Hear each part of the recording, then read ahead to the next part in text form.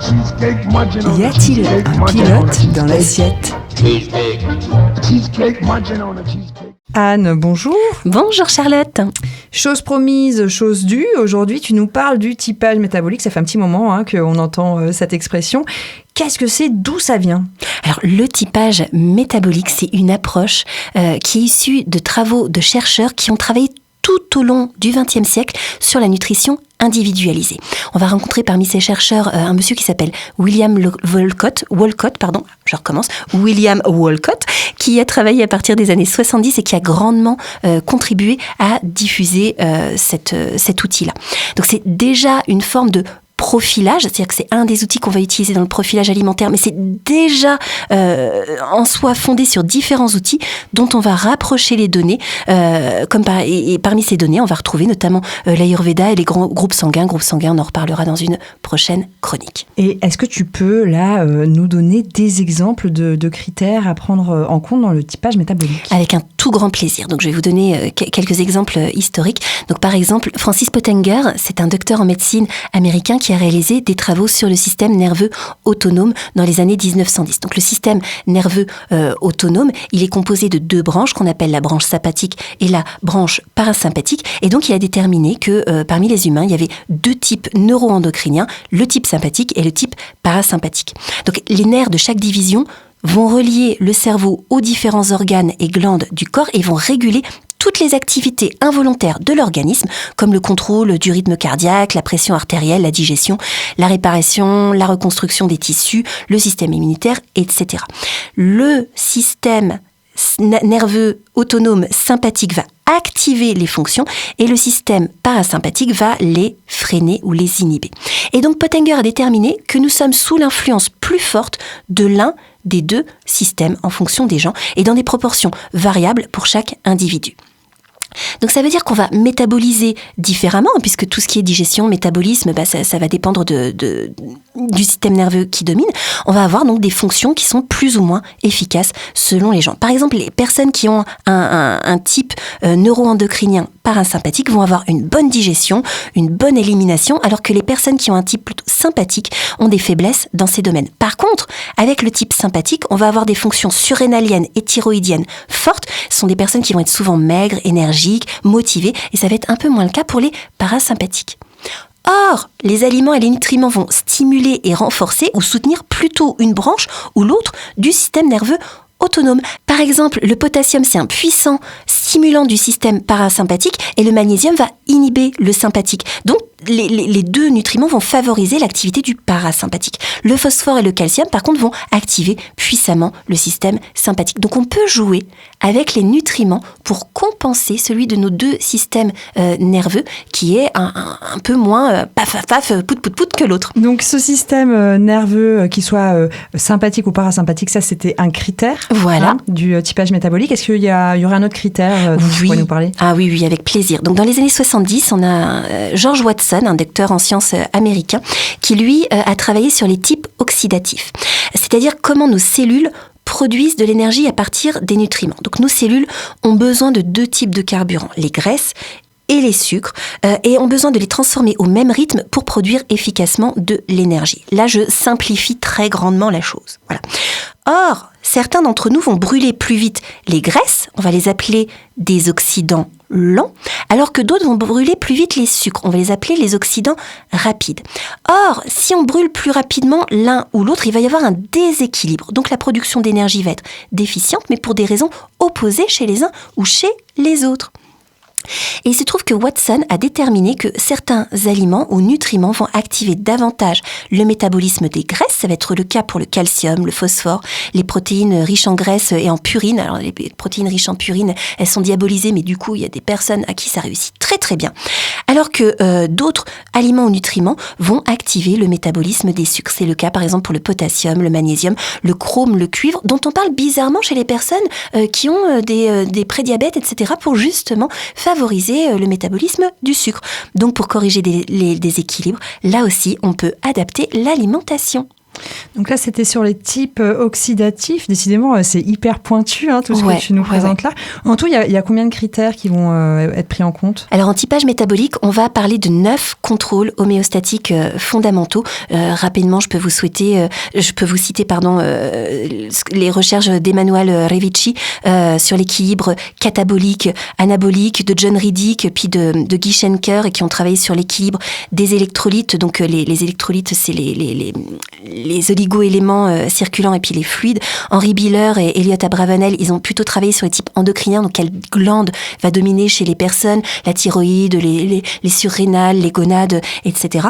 Et puis, il va y avoir aussi des critères comme l'équilibre acido-basique, l'équilibre des prostaglandines, le groupe sanguin et le type constitutionnel qu'on va retrouver en Ayurveda. Et le fait de recouper toutes ces caractéristiques va permettre de déterminer un type métabolique et de proposer une nutrition adaptée pour rééquilibrer tout ça. Et donc, c'est là qu'on va pouvoir parler du type chasseur, cueilleur ou mixte. Exactement. En recoupant ces 9 critères-là. Exactement. Donc, chasseur, cueilleur, mixte, c'est des dénominations qu'on rencontre avec le docteur Briffa, qui est un médecin britannique. Avant, on donnait d'autres noms qui prêtaient à confusion parce que, je vais vous expliquer, pour le profil chasseur, qu'on appelait avant le profil protéine, en fait, on avait tendance à croire que c'était les protéines qui est importante, alors qu'en vrai, ce sont les graisses. On y vient tout de suite. Donc, pour le profil cueilleur, le meilleur carburant, celui qui va permettre de rééquilibrer, ce sont les glucides, donc les sucres. C'est un profil qui est capable de bien tolérer les fruits le matin. En contrepartie, il métabolise plutôt mal les graisses. Il va sentir que les graisses, ça va diminuer son énergie, diminuer son bien-être. Par contre, du coup, les graisses, elles vont améliorer le bien-être d'un profil chasseur. Pour le chasseur, le meilleur carburant, ce sont les graisses. Ma formatrice en profilage alimentaire, Maya de Decker, elle dit que le chasseur, il va se remettre sur pied avec les graisses. Du coup, le chasseur, il tolère mal le petit déjeuner sucré. Entre parenthèses, il tolère aussi souvent mal les légumineuses, donc les légumes secs, les lentilles, les pois chiches, etc. Et par contre, il va avoir besoin aussi d'un petit peu plus de protéines qu'un profil cueilleur. Et puis, on a le profil mixte. Et en profilage alimentaire, on dit qu'on n'a pas spécialement de recommandations spécifiques. On va utiliser d'autres outils du profilage. Mais chez William Wolcott, on va préciser que le type mixte a besoin des deux types de carburants dans des proportions suffisantes, aussi bien l'un que l'autre. Donc pour les personnes qui sont intéressées, en dessous du podcast, je vais vous mettre un lien vers une fiche synthèse de Tati Lowers, qui a fondé le profilage alimentaire et qui va reprendre des éléments explicatifs autour des profils chasseurs et cueilleurs. Voilà, donc si vous voulez, vous pourrez la télécharger gratuitement depuis son site et retrouver des infos. Et donc, globalement, dans l'assiette, qu'est-ce qu'on va retrouver pour un chasseur, par exemple, en termes de répartition entre lipides, glucides, protéines ? Qu'est-ce qu'il faudrait qu'il consomme le plus en proportion ? Alors, globalement, dans l'assiette d'un chasseur, l'énergie va être majoritairement apportée sous forme de graisse. Donc, je vais vous donner des chiffres qui peuvent varier d'un auteur à l'autre, mais je vais vous donner des chiffres un peu maximaux pour vous donner une idée. Dans l'assiette d'un chasseur, les graisses, elles vont représenter entre 40 et 60% de l'apport énergétique. C'est énorme par rapport aux recommandations qui sont faites pour tout le monde, sans distinction de métabolisme en France notamment. Donc 40 à 60%. En France, si tu veux, la moyenne est la recommandation, elle est de 35%. Donc 35%, on est même en dessous de ce qu'il faut pour un profil chasseur. Voilà, donc minimum 40% et parfois jusqu'à 60%.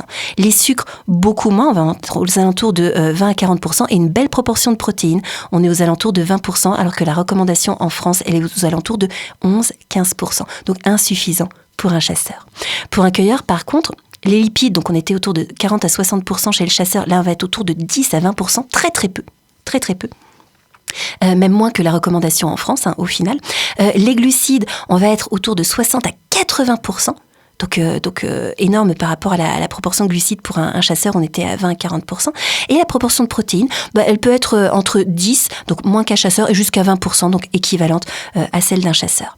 Donc effectivement, il peut y avoir éventuellement un peu plus de protéines pour un chasseur, mais vous l'avez entendu, la principale différence, c'est vraiment le carburant, graisse ou sucre. Voilà. Donc sauf cure ciblée et cadrée dans le temps, je reviens sur les protéines, elles doivent être apportées en proportion modérée au long cours pour éviter notamment la fatigue des reins. Voilà. Par contre, on peut jouer en fonction des gens avec des proportions vraiment importantes en glucides ou en graisses quand c'est adapté. Oui, là, on voit des écarts vraiment énormes par rapport aux recommandations. Oui. Pour tous. Et dans la société, ça représente... est-ce qu'on sait un peu quelle est la proportion de chasseurs par rapport aux cueilleurs ou aux mixtes ? Alors évidemment, c'est pas évident de faire des statistiques parce que c'est pas très connu, donc il n'y a pas de statistiques à grande échelle. Moi, je rencontre rarement des francs cueilleurs. On va dire que je rencontre 2% de patients qui viennent me voir qui seraient des francs cueilleurs.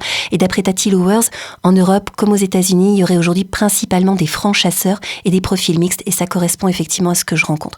Alors après, moi dans ma patientèle, c'est vrai que je rencontre pas mal de chasseurs. Pourquoi aussi ? C'est parce que les recommandations nutritionnelles aujourd'hui sont pas du tout adaptées pour eux, et ça les met en déséquilibre alimentaire, et ça va induire des problèmes de santé, ça va induire des prises de poids notamment, ça va induire du diabète, etc. Donc c'est aussi pour ça que moi je rencontre beaucoup de chasseurs. Donc toi, justement, dans ces rencontres, tu vas utiliser le typage métabolique pour faire ce dont on a parlé dans les premières chroniques de l'année, là, depuis janvier, pour faire le profilage alimentaire des individus, enfin de tes patients. Voilà, absolument. Donc le typage métabolique dont on vient de parler, c'est un des outils qu'on utilise en profilage alimentaire, et on va le recouper avec d'autres outils du profilage, comme par exemple avec l'Ayurveda dont on a parlé il y a quelques semaines. Donc par exemple, si on a une personne qui a un type métabolique chasseur et un profil ayurvédique Vata. Donc le chasseur, je rappelle, il a besoin de graisse. Vata, qui est plutôt froid et sec, un Vata comme le vent, va avoir besoin d'onctuosité. Là, on a un profil qui a particulièrement besoin de graisse et qui va avoir aussi une mauvaise tolérance aux légumineuses. On va rencontrer la même sensibilité aux légumineuses chez les chasseurs et chez Vata. Les légumineuses chez Vata, le vent, ça fait des vents. Voilà. Donc ça ne veut pas dire que tout le monde va y être sensibles. J'en connais qui n'ont pas spécialement de difficultés avec ça. Mais très très très souvent, on va avoir ces caractéristiques. Alors, on va en parler aux patients qui viennent nous voir et qui ont le profil chasseur et Vata, parce que des fois, on se force à manger des légumineuses parce qu'on a entendu dire que c'était bien, qu'il fallait, etc. Alors que ça réussit pas à tout le monde. Et notamment si on a un profil chasseur et qu'on est végétarien. La légumineuse est quand même souvent utilisée en tant que végétarien. Exactement, voilà. Alors, quand on est chasseur Vata, sur le papier, c'est pas évident a priori de manger végétarien parce que voilà, ça peut poser des soucis de ce type. Après, il y a d'autres critères qui vont faire que la personne peut être un peu plus prédisposée. Par exemple, si on l'associe avec un groupe sanguin A, on reparlera plus tard des groupes sanguins qui a tendance à être ressourcés par le végétal, ça peut venir favoriser un peu plus de sources végétales. Mais quand on a un chasseur Vata avec un groupe sanguin O, là, ça devient vraiment très très difficile d'être végétarien, par exemple. On en reparlera à une autre occasion. Si, par exemple, on recoupe chasseur avec Pitta, alors on rappelle Pitta en Ayurveda, c'est le feu. On va avoir un besoin de modération en graisse. Donc le chasseur a besoin de graisse et Pitta, on a besoin pas trop. Voilà. Donc il va falloir ajuster, trouver la quantité juste et surtout être attentif à avoir une toute grande qualité de graisse. Mais si on a au contraire un profil cueilleur, donc plutôt métabolise pas bien les graisses, plutôt besoin de glucides. Et Kapha, on rappelle qu'en Ayurveda c'est la terre humide, donc qui est déjà onctueux. On va avoir un profil qui va avoir besoin de très très très peu de graisse pour trouver son équilibre. Voilà. Donc, les autres éléments du profilage vont renforcer ou tempérer. Et du coup, ce qui est génial dans cette approche, c'est que on a moins de risque d'enfermer quelqu'un dans une catégorie, dire toi t'es un chasseur donc il faut du gras. Ça va permettre de nuancer et ça va permettre de conserver une forme d'humilité aussi pour le praticien. Et si vous vous demandez un peu ce que c'est que ce profilage alimentaire, parce que quand on prend la chronique comme ça, brûle pour point, on ne sait plus trop ce que ça veut dire. On vous renvoie vers la chronique qui faisait la présentation de. Tout à fait, on devait être à 171, quelque chose par là. À partir de janvier 2025, vous pourrez retrouver un peu l'introduction à ce nouveau cycle de chroniques. Merci beaucoup Anne, c'était passionnant. Je découvre que je suis chasseuse. Formidable. Voilà une belle Artémis. Semaine prochaine, on parle épuisement. Ça faisait un moment que tu nous l'as prometté, cette chronique sur l'épuisement. Ouais, et ça, c'est vraiment quelque chose un sujet qui me tient à cœur parce que je vous expliquerai, grâce à ma formation en profilage alimentaire, je me suis aperçue que j'avais plus de 80% des personnes qui venaient me voir, qui en fait venaient voir avec des problèmes de poids en lien avec l'épuisement. Mais on ne va pas en parler avant la semaine prochaine. Il va falloir patienter. Merci beaucoup, Anne. À la semaine prochaine. Avec bonheur. Belle semaine à vous.